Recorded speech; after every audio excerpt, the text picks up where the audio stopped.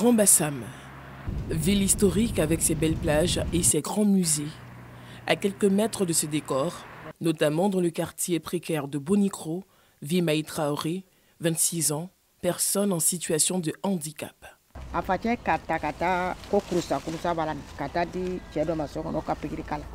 Elle avait que 6 ans lorsqu'elle a eu des problèmes de peau et son père l'a conduit à l'hôpital. Une mauvaise injection. Son handicap est dû à une erreur médicale.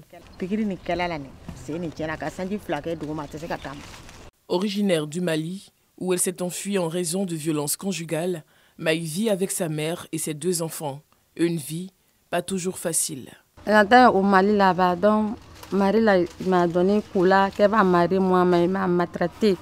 Même manger, il ne gagne pas. Quand tu vois moi là, tu vas pleurer, moi elle maigrit comme ça. Donc maman est partie là-bas pour prendre moi pour venir ici. Même les enfants là, ils ne peuvent pas regarder pour donner manger. Si tu vois moi là, même l'eau là, ça a rentré ici. Donc on est venu ici à cause de ça. Elle dit que c'est avec ma maman, avec mes enfants. Mon papa n'est pas là, elle est mort. Grand frère est mort aussi. Moi je vends pour aider mon parent. Tous les jours, moi je sors pour vendre à côté de ma maman avec les enfants là.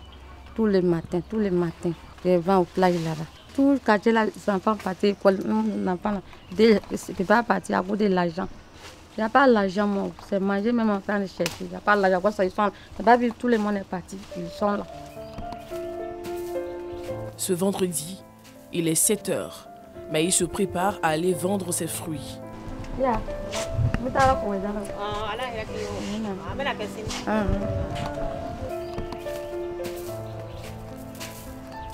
Comme chaque jour, elle doit d'abord parcourir plus de 300 mètres à pied pour regagner l'artère principale. Elle emprunte par la suite un véhicule pour se rendre sur les plages de Grand Bassam.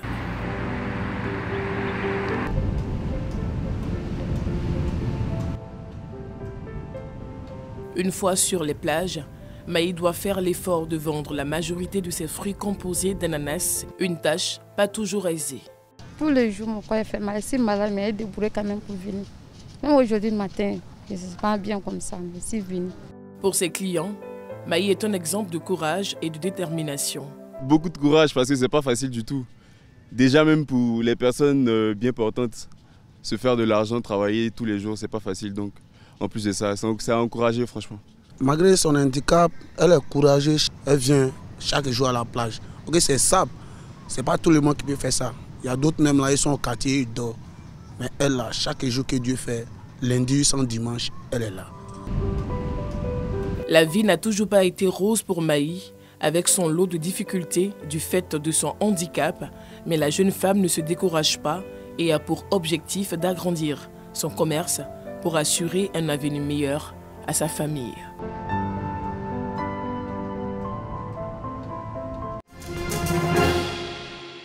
Ce sont au total 84 lauréats, dont 48 personnes physiques et 36 personnes morales, issues de divers secteurs d'activité, de l'économie à la production en passant par la société civile, les médias et l'éducation.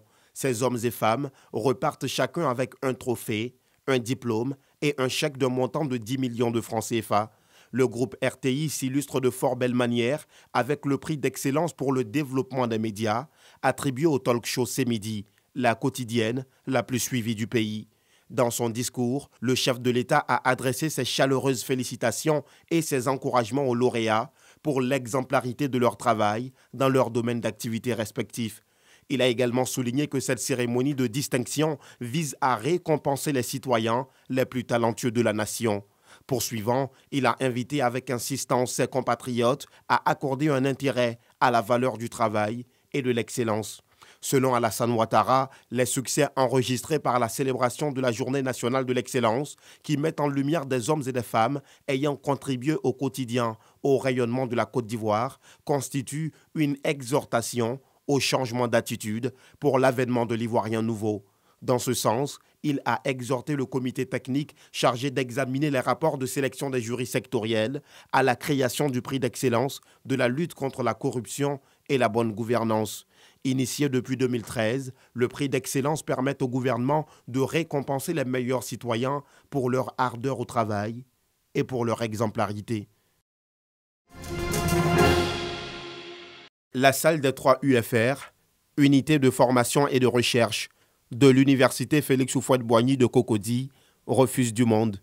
Ce samedi, tous sont venus assister à la remise de certificats aux participants de la première édition du sommet international des bénévoles africains. Cérémonie organisée par Association of Volunteers for Social Development.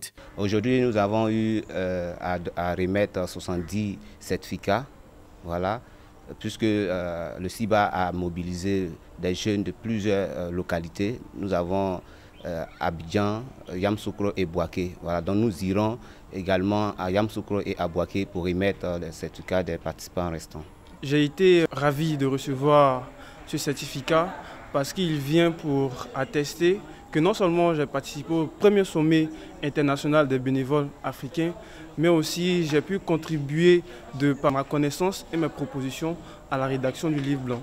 Véronique Yoboué, représentante du président de l'université Félix Houphouët-Boigny, se dit fière d'accompagner cette initiative. On a décidé depuis le début d'accompagner cette association parce qu'on a trouvé que les objectifs étaient vraiment nobles. À sa première édition, le sommet international des bénévoles africains a regroupé plus de 150 jeunes issus de plusieurs associations et organisations bénévoles. Rendez-vous est pris pour la 2e édition en 2022, où plus de 300 personnes sont attendues. L'association Konyele à l'honneur le jeudi de la Bissa. Thème de la journée, les forces vives, espoir du développement socio-économique d'Enzima. Après les distinctions et la conférence dans la matinée, les forces vives vont effectuer leur entrée dans la Bissa. Jour également consacré à la famille Azanoulé, famille du président de l'association Abissa, Jean-Baptiste Amichia.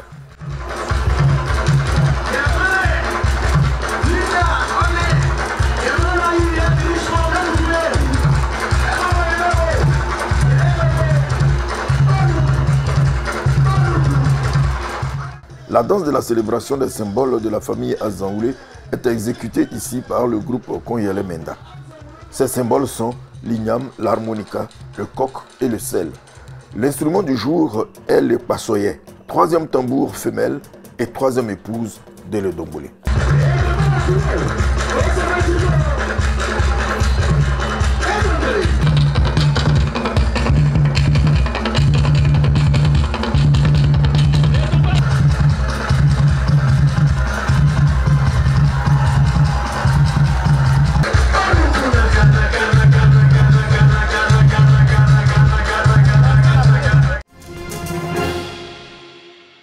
Ambiance festive à l'Institut national de la jeunesse et des sports, INJS.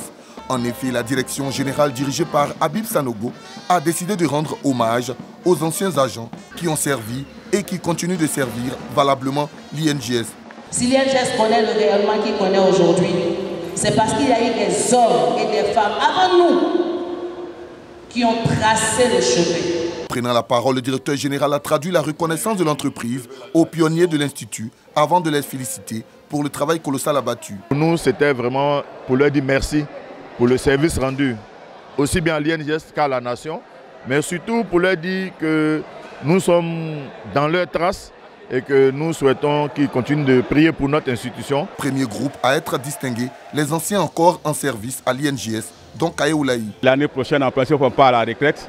Mais avant de partir, on nous honore aujourd'hui. Je pense que c'est une reconnaissance et ça fait plaisir, ça fait chaud au cœur. À côté des anciens directeurs qui n'ont pas été oubliés, les anciens qui font valoir leur droit à la retraite ont également été honorés par la direction. Les pionniers de l'INJS ont au cours de cette fête reçu un diplôme d'honneur et plusieurs cadeaux. La troupe théâtrale et la chorale ont donné une touche particulière à cette célébration d'hommage.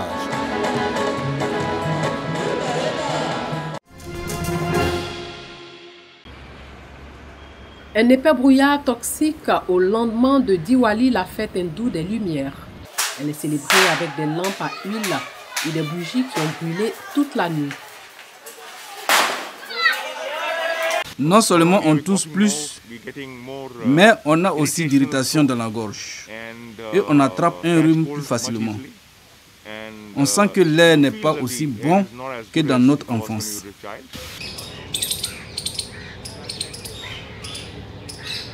Quand je suis venu ici plus tôt cette semaine et la semaine dernière, il n'y avait pas de pollution. Mais hier, c'était Diwali. Alors je pense qu'à cause des pétards, il y a aujourd'hui beaucoup de pollution. Ce n'est pas du brouillard à mon avis, c'est de la pollution. Dans les zones les plus polluées, le niveau moyen de particules nocives PM2,5 a dépassé 400. C'est 15 fois plus que la limite quotidienne de sécurité fixée par l'OMS.